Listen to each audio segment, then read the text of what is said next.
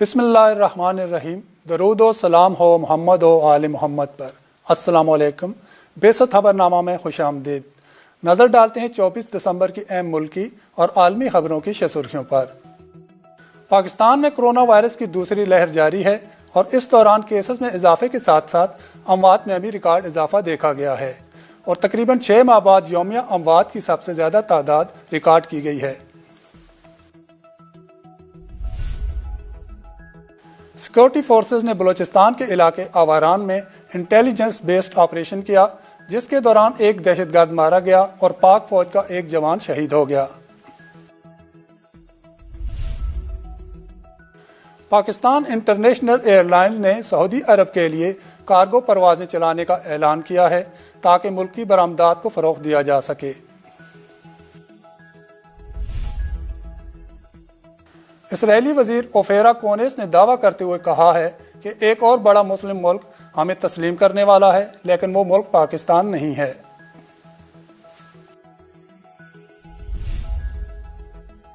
ٹیتھیان copper company نے Reko Diq case میں پاکستانی اثاثے منجمد کرنے کی کارروائی شروع کر دی ہے۔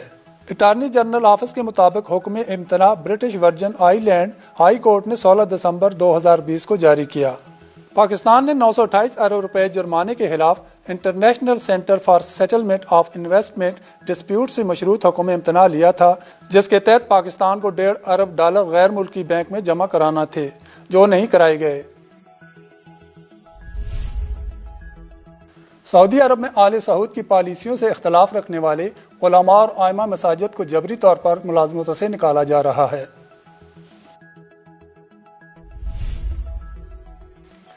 عراقی صوبے بابل میں امریکہ کے باوردی دہشت گردوں پر حملے میں متعدد امریکی فوجی گاڑیاں تباہ ہو گئی ہیں۔ ایرانی وزیر خارجہ نے بغداد حملے سے متعلق ٹرمپ کے الزامات مسترد کرتے ہوئے کہا کہ وہ بیرون ملک اپنے ہی شہریوں کو خطرے میں ڈال کر اپنی ناکامی سے توجہ نہیں ہٹا سکتے۔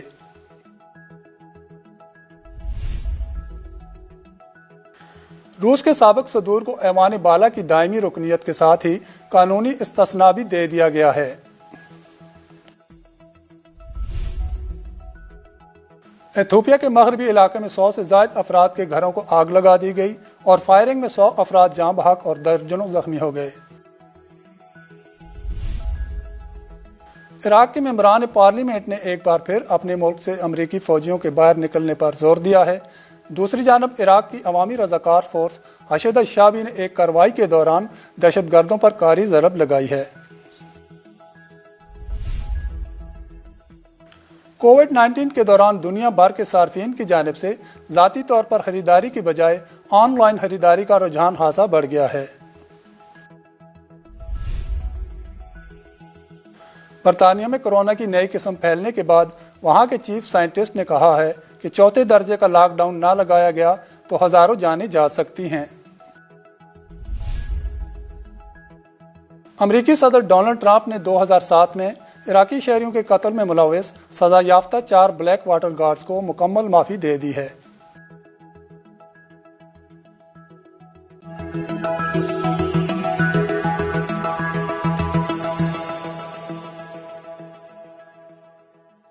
اور اب خبریں تفصیل کے ساتھ۔ پاکستان میں کرونا وائرس کی دوسری لہر جاری ہے اور اس دوران کیسز میں اضافے کے ساتھ ساتھ اموات میں بھی ریکارڈ اضافہ دیکھا گیا ہے اور تقریباً 6 ماہ بعد یومیہ اموات کی سب سے زیادہ تعداد ریکارڈ کی گئی ہے۔ سرکاری اعداد و شمار کے مطابق ملک بھر میں گزشتہ 24 گھنٹوں میں کرونا وائرس کے 37,173 ٹیسٹ کیے گئے، جس میں سے 2,256 کے نتائج مثبت آئے، جبکہ 111 افراد اس وائرس کے باعث انتقال کر گئے۔ واضح رہے کہ کرونا کی دوسری لہر کے دوران اب تک کی یہ سب سے زیادہ یومیہ اموات ہے۔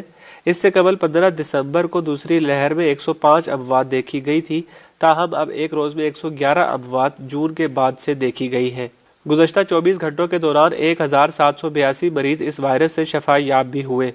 یوں اب تک ملک میں کرونا وائرس کے مجموعی کیسز کی تعداد 4,65,070 ہو گئی، جس میں سے 4,17,134 صحت یاب ہوئے ہیں، جبکہ 9,668 کا انتقال ہوا ہے۔ فعال کیسز کی مجموعی تعداد 38,268 ہے۔ سیکورٹی فورسز نے بلوچستان کے علاقے آواران میں انٹیلیجنس بیسڈ آپریشن کیا، جس کے دوران ایک دہشت گرد مارا گیا اور پاک فوج کا ایک جوان شہید ہو گیا۔ ISPR کے مطابق سلک کور کے علاقے میں دہشت گردوں کے خفیہ ٹھکانے پر کارروائی کی گئی۔ آپریشن کے دوران ایک دہشت گرد ہلاک اور ایک کو گرفتار کر لیا گیا۔ ملزمان کے خفیہ ٹھکانے سے اسلحہ، بارود اور مواصلاتی آلات برآمد کیے گئے۔ ISPR کا کہنا ہے کہ آپریشن کے دوران دہشت گردوں کے ساتھ فائرنگ کا شدید تبادلہ ہوا، جس میں حوالدار شعیب شہید ہوئے۔ واضح رہے کہ منگل کو بھی سیکورٹی فورسز نے آواران میں خفیہ اطلاعات پر آپریشن کیا تھا، جس پر وہاں موجود دہشت گردوں نے فرار ہونے کے لیے سیکورٹی فورسز پر شدید فائرنگ کی۔ تاہم جوابی کارروائی میں 10 دہشت گرد مارے گئے تھے۔ پاکستان انٹرنیشنل ایئر لائنز نے سعودی عرب کے لیے کارگو پروازیں چلانے کا اعلان کیا ہے تاکہ ملک کی برآمدات کو فروغ دیا جا سکے۔ PIA کے ترجمان عبداللہ حفیظ نے کہا کہ سعودی عرب کو گوشت، سبزیاں اور پھل برآمد کیے جاتے ہیں۔ انہوں نے کہا کہ سعودی عرب کے لیے کارگو پروازیں چلانے کا فیصلہ اس لیے کیا گیا کہ ریاض کی جانب سے بین الاقوامی پروازوں پر پابندی کے فیصلے سے پاکستانی برآمدات متاثر ہونے کا امکان تھا۔ ساتھ ہی انہوں نے یہ بھی بتایا کہ پاکستان سے 42 ٹن اشیاء لے کر پہلی مال بردار پرواز منگل کو سعودی عرب روانہ ہوئی تھی، جبکہ PIA نے چین کے لیے بھی کارگو پروازوں کا آغاز کیا ہے۔ واضح رہے کہ سعودی عرب کی general authority of civil aviation کی جانب سے بین الاقوامی پروازوں پر ایک ہفتے کی پابندی عائد کرنے کے لیے مملکت میں آپریٹ کرنے والی تمام ایئر لائنز کو سرکولر بھیجا گیا تھا۔ سرکولر کے موصول ہوتے ہی PIA نے پیر کو سعودی عرب کے لیے اڑان بھرنے والی پروازوں کو روکتے ہوئے فوری طور پر پروازیں معطل کر دی تھی۔ اسرائیلی وزیر اوفیرا کونیس نے دعویٰ کرتے ہوئے کہا ہے کہ ایک اور بڑا مسلم ملک ہمیں تسلیم کرنے والا ہے، لیکن وہ ملک پاکستان نہیں ہے۔ رائٹرز کی رپورٹ کے مطابق اسرائیلی وزیر نے کہا ہے کہ تل ابیب امریکی صدر ڈونلڈ ٹرمپ کی مدت اقتدار کے آخری ایام میں 5ویں اسلامی ملک کے ساتھ سفارتی تعلقات قائم کرنے کے لیے کام کر رہا ہے۔ ٹرمپ انتظامیہ نے رواں سال اسرائیل کے متحدہ عرب امارات، بحرین، سوڈان اور مراکش کے ساتھ تعلقات معمول پر لانے کے لیے ثالث کا کردار ادا کیا تھا۔ مراکش نے تعلقات میں بہتری لانے کے لیے منگل کو ہی اسرائیلی اور امریکی وفد کی میزبانی کی ہے۔ سوال پوچھنے پر کہ کیا 20 جنوری کو صدر ٹرمپ کی اقتدار سے سبکدوشی سے پہلے 5واں اسلامی ملک بھی اسرائیل کو تسلیم کر سکتا ہے، اس پر اسرائیلی علاقائی تعاون کے وزیر اوفیرا کونیس نے بتایا کہ ہم اس سمت میں کام کر رہے ہیں۔ انہوں نے کہا کہ امریکہ کی جانب سے اس ملک کے نام کا اعلان کیا جائے گا جو اسرائیل کے ساتھ تعلقات کو معمول پر لانے کے لیے معاہدے کے ایک بنیادی ڈھانچے کا خواہاں ہے۔ صہیونی وزیر نے ملک کا نام لینے سے انکار کر دیا، لیکن کہا کہ اس کے لیے 2 اہم امیدوار ہیں۔ عمان کی جانب سے اشارہ کرتے ہوئے انہوں نے کہا کہ ایک ملک خلیج میں ہے لیکن وہ سعودی عرب نہیں، دوسرا ملک مشرق میں اور ایک بڑا مسلم اکثریتی ملک ہے لیکن وہ ملک پاکستان نہیں۔ خیال رہے کہ رواں ہفتے امریکہ نے انڈونیشیا کو اسرائیل کے ساتھ تعلقات برقرار کرنے کے بدلے $2 بلین سے زائد کی پیشکش کی تھی، جس کو مشرقی ایشیائی ملک نے ابھی تک قبول کیا اور نہ ہی انکار۔ سعودی عرب میں آل سعود کی پالیسیوں سے اختلاف رکھنے والے علماء اور ائمہ مساجد کو جبری طور پر ملازمتوں سے نکالا جا رہا ہے۔ سعودی عرب کی حکومت نے آل سعود کی مخالفت کی پاداش میں ائمہ مساجد کو سبکدوش کر دیا ہے۔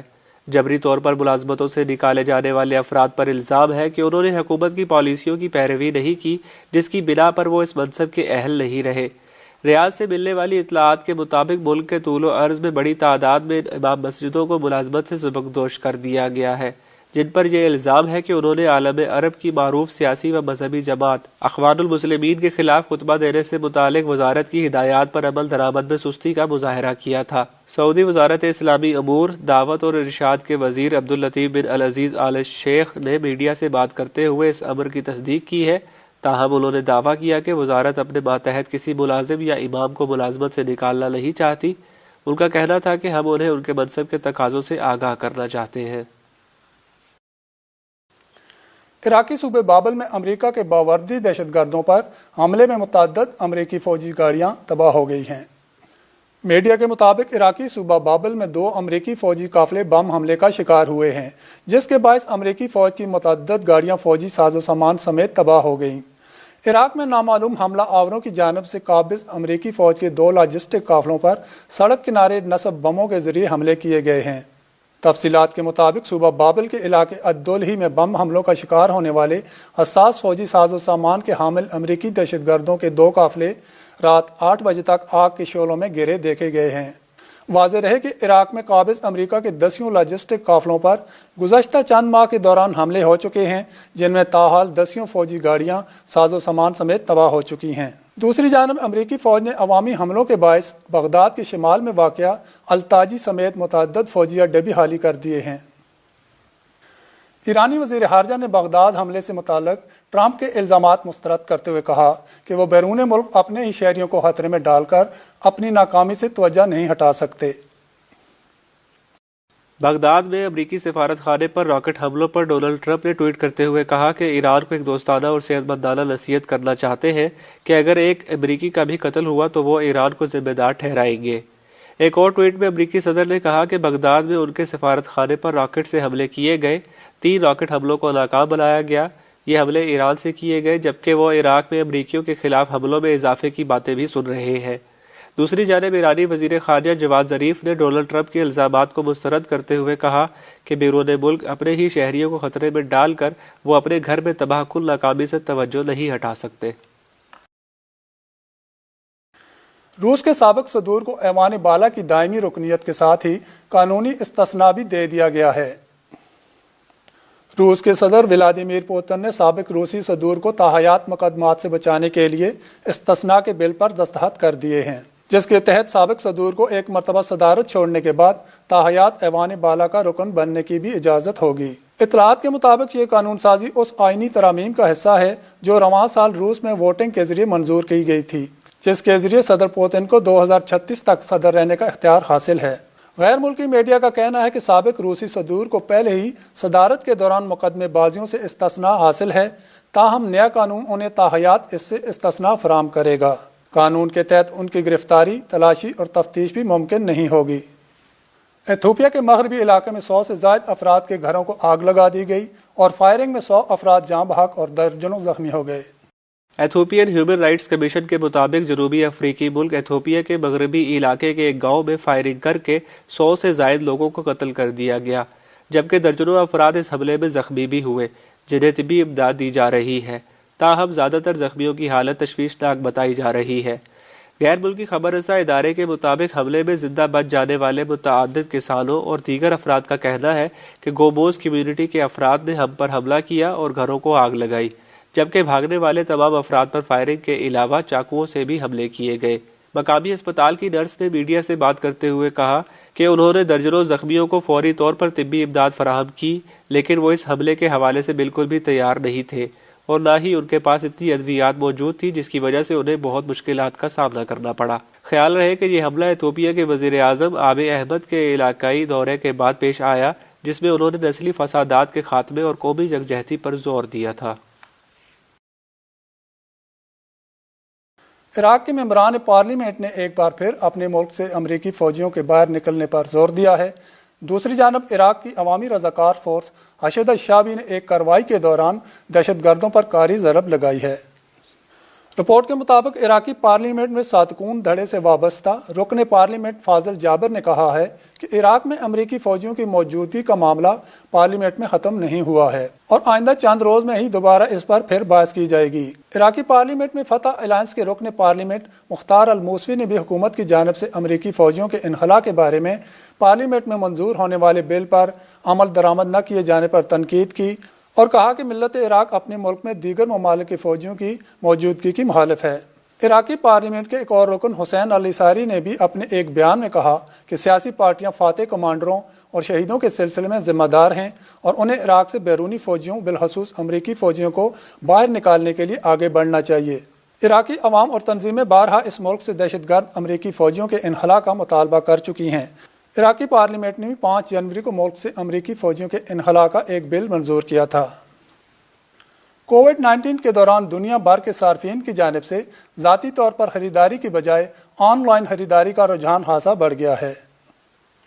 اسٹینڈرڈ چارٹرڈ کی جانب سے حال ہی میں کیے گئے ایک عالمی سروے میں بتایا گیا ہے کہ کووڈ-19 کے دوران دنیا بھر کے صارفین نے نقد رقم اور ذاتی طور پر خریداری ترک کر کے آن لائن خریداری کی جانب رخ کر لیا ہے۔ اس مطالعے میں Hong Kong, Hindustan, Indonesia, Kenya, چین، ملائیشیا، پاکستان، سنگاپور، تائیوان، متحدہ عرب امارات، برطانیہ اور امریکہ سمیت 12 مارکیٹوں سے تعلق رکھنے والے 12,000 بالغ افراد نے شرکت کی۔ یہ سروے 3 حصوں میں کیا گیا، جس کے دوسرے حصے کا مقصد یہ معلوم کرنا تھا کہ کووڈ-19 کس طرح صارفین کے طرز زندگی میں تبدیلی کا باعث بنا ہے اور ان میں سے کون سی تبدیلیاں برقرار رہیں گی۔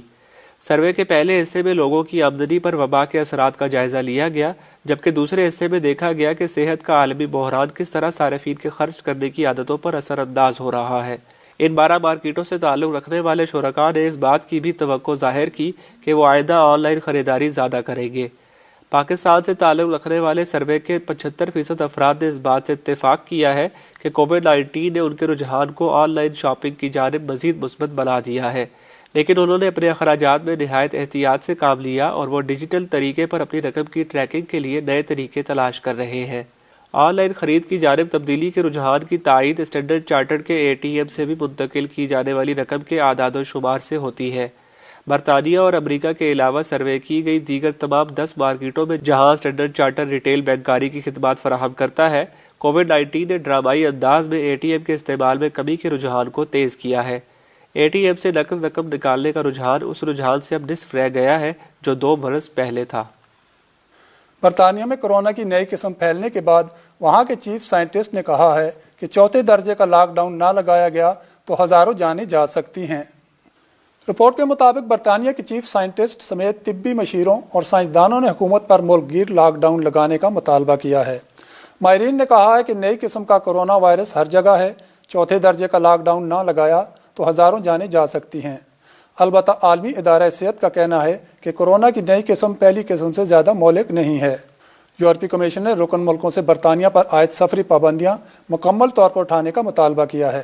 واضح ہے کہ اتوار کو فرانس نے کورونا وائرس کی نئی قسم آنے کے بعد برطانیہ پر سفری پابندیاں عائد کر دی تھیں۔ ان پابندیوں کے باعث اس وقت ڈوور بندرگاہ کے قریب یورپ جانے والی 3000 کے قریب گاڑیاں پھنسی ہوئی ہیں۔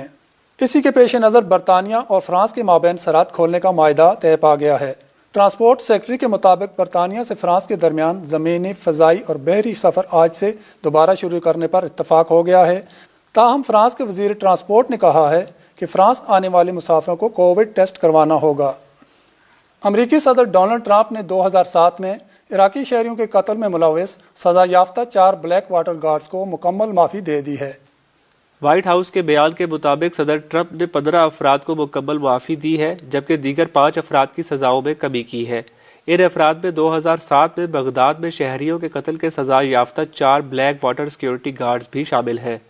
ٹرمپ کی جانب سے معافی پانے والے افراد میں روسی رابطہ کار اور کانگریس کے 3 سابق ریپبلکن ارکان بھی شامل ہیں۔ ٹرمپ کی انتخابی مہم کے سابق مشیر کو بھی مکمل معافی دے دی گئی ہے، جنہوں نے روسیوں کے ساتھ اپنے روابط کے بارے میں وفاقی اداروں سے جھوٹ بولنے کا اعتراف کیا تھا۔ صدر ٹرمپ کی روس کے ساتھ مبینہ روابط کے حوالے سے ہونے والی رابرٹ مولر تحقیقات سے تعلق رکھنے والے ایک ڈچ وکیل کو بھی مکمل معافی دے دی گئی ہے۔ خیال رہے کہ امریکہ میں صدور کا اپنے آخری ایام میں لوگوں کی سزائیں معاف کرنا ایک عام روایت ہے۔ سابق صدر باراک اوباما نے بھی اپنے اقتدار کے آخری دن سینکڑوں افراد کو معافی نامہ جاری کیا تھا، جس میں بیشتر افراد کو منشیات کے استعمال کے لیے قصوروار قرار دیا گیا تھا۔ موجودہ صدر ٹرمپ کا اقتدار آئندہ 20 جنوری کو ختم ہو رہا ہے۔ اور امریکی وزارت جنگ پینٹاگون نے اعلان کیا ہے کہ امریکی فوجیوں کے انخلاء کے لیے ایک بحری جنگی بیڑا صومالیہ کے ساحل کے قریب لنگر انداز ہو گیا ہے۔ پینٹاگون کے مطابق امریکی بحری بیڑے کی تعیناتی کا بنیادی مقصد صومالیہ میں موجود امریکی فوجیوں کو بحفاظت وہاں سے نکالنا ہے۔ شورش زدہ ریاست صومالیہ میں ایک اندازے کے مطابق امریکہ کے 700 فوجی موجود ہیں، جن کو صدر ٹرمپ کے حکم پر وہاں سے نکال کر دوسرے مقامات پر بھیجا جا رہا ہے۔ خبرساں اداروں کے مطابق امریکی بحری بیڑا صدر ڈونلڈ ٹرمپ کی جانب سے صومالیہ میں کئی برس سے موجود امریکیوں کے انخلاء کا حکم جاری ہونے کے 16 روز بعد براعظم افریقہ کے نزدیک پہنچا ہے۔ امریکی فوجی بظاہر حرکت الشباب کے خلاف کارروائیوں کے لیے صومالیہ بھیجے گئے تھے۔ افریقہ میں امریکی کمان نے اپنے ایک بیان میں تصدیق کی ہے کہ جنگی جہازوں کے ذریعے صومالیہ میں امریکی عسکری اور دوسرے افراد کو مشرقی افریقہ میں دیگر کارروائیوں کے مقامات تک پہنچایا جائے گا۔ اب تک کے لیے اتنا ہی۔ اگلے خبر نامے تک کے لیے اجازت دیجیے۔ دیکھتے رہیے بے سر تعلیمی ٹی وی چینل۔ اللہ حافظ۔